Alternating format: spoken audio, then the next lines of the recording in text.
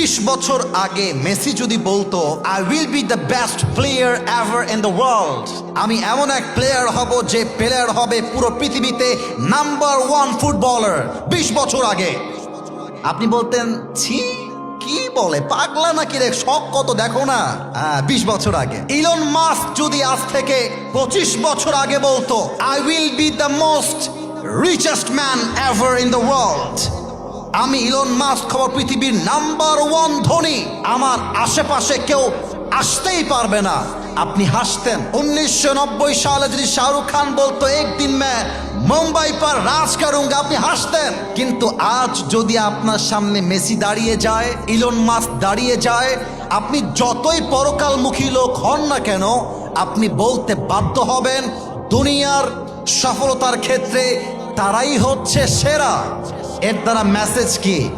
খালি পটর পটর করলে হয় না, জীবনের সম্মান পেতে হলে তুমি যা করতে পারো তা করে দেখায় দেওয়া লাগে। সফল হওয়ার আগ পর্যন্ত কারোর সঙ্গে কোনো আলগা পিরিত নাই, নিজের একটা সিক্রেট লাইফ মেক করবা। আর যুবকদেরকে বলবো, যুবক আমি আমার 19 বছর বয়সের একটা কথা আজকে বলবো, বলা যাবে না? আপনার রাগ করছেন না, বাদ দে, ওদিকে আওয়াজ পাইনি। আমার জীবনের ছোট্ট একটা কথা বলবো, অভিযোগ আছে নাকি পারমিশন আছে?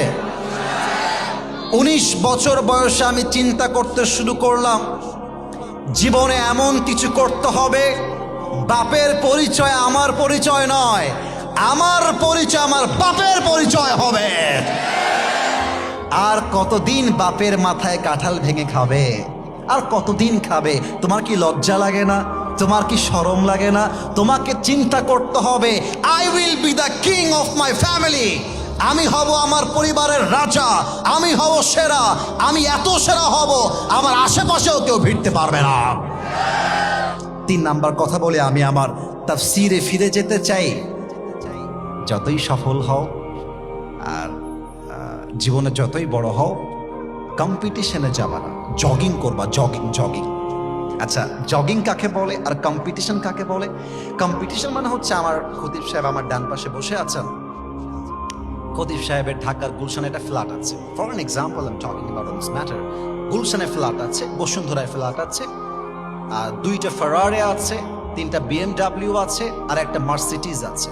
আমার কাছে এই এক্সাম্পল, উদাহরণ, আর আমার কাছে আছে জাস্ট একটা কার।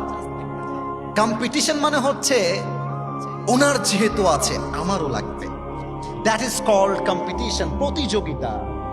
ওর আছে আমার চাই, ওর নাই আমার চাই, ওর কেন বেশি আমার আরো বেশি চাই। আল্লাহ তুমুত তাকাফুর, desire to having a lot distracted you from the akhirah, আরো চাই আরো চাই আরো চাই। এই জিকির করতে করতে মানুষ কিয়ামতকে ভুলে গিয়েছে, আখিরাতকে ভুলে গিয়েছে, ঠিক কিনা বলেন? দিস ইজ কল্ড কম্পিটিশন, এটা করা যাবে না। জগিং কেমন দেখেন, এখন বাজে রাত প্রায় 11টা, আমি ওয়াচ করছি প্রায় আধা ঘন্টা। ফজরের নামাজের পরে আপনি কুড়িগ্রামের রাজারহাটে জগিং করবেন, just like kind of gym, healthy life. একটু দৌড়াবো, একটু হাঁটবো, একটু এরকম এরকম করবো, শরীরটা কি হবে? অ্যাক্টিভ হবে। খেয়াল করেন তো, সকালে যখন দৌড়াতে বের হন, হাঁটতে বের হন, আপনার সামনে কে গেল, পেছনে কে গেল, ইউ ডোন্ট কেয়ার। সামনে যাচ্ছে যাক না, পেছনে যাচ্ছে যাক না, আমার কোনো দেখার টাইমই নাই। আমি যাব, হাঁটবো, শরীরটা ভালো হবে, I will come back to my home again. কিন্তু যদি দৌড় প্রতিযোগিতা হয়, দেখবেন কুকুরের মতো মানুষ দৌড়ায়। এখান দিয়ে আমি নিজে দেখেছি, এখান দিয়ে থুতু বের হচ্ছে, এ পাশ দিয়ে সাদা সাদা ফেনা বের হচ্ছে, তাও দৌড়াচ্ছে, কারণ কম্পিটিশন। কম্পিটিশন, এই দুনিয়ার জীবনটা প্রতিযোগিতার জায়গা নয়। ওয়ামাল হায়াতুদ দুনিয়া ইল্লা মাতাউল গুরুর, this worldly life is nothing more than play and entertainment. এই দুনিয়ার জীবনটা একটা খেল তামাশা ছাড়া আর কিছুই তো হতে পারে না, ঠিক কিনা বলেন? So don't compete yourself with anybody.